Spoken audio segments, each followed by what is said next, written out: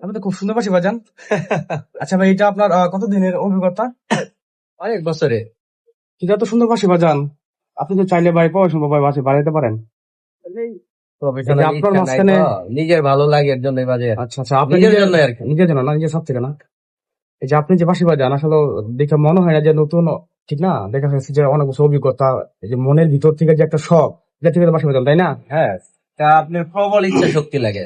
জি, তা ঠিক আছে, প্রবল ইচ্ছা শক্তি না থাকলে হয়তো বা সম্ভব না। হ্যাঁ, প্রবল ইচ্ছা শক্তি লাগে আর প্রচুর সময় দিতে হয়। বাঁশি আপনার প্রতিনিয়ত বাজাইতে হয়। এখানে ক্লাসিক বাজাইতে গেলে আপনার যে গ্রামাটিক্যাল আছে, তা ঠিক আছে, সারেগাম আছে, এগুলো বাজাইতে হয়, প্র্যাকটিস করতে হয়। বাঁশি এমন একটা সুর যেটা সবাই চাইলেও পারে না, ঠিক আছে? এই যে আপনি, আপনি অন্যান্য বাদ্যযন্ত্র যেগুলো আছে আপনি ইচ্ছা করলে পারবেন, যেমন গিটার বা আরো বিভিন্ন ইনস্ট্রুমেন্ট আছে, ঢোল, তবলা, এগুলো। কিন্তু বাঁশিটা আপনার ইচ্ছা করলে পারা যায় না।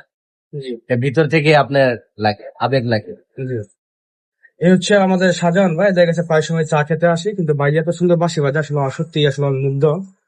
কিন্তু আমি ভাবতেছিলাম যে আসলে দূর থেকে বাঁশি বাজাইছি কিনা, পরে দেখি যে না, আসলে শাহজাহান ভাই বাজে গেছে।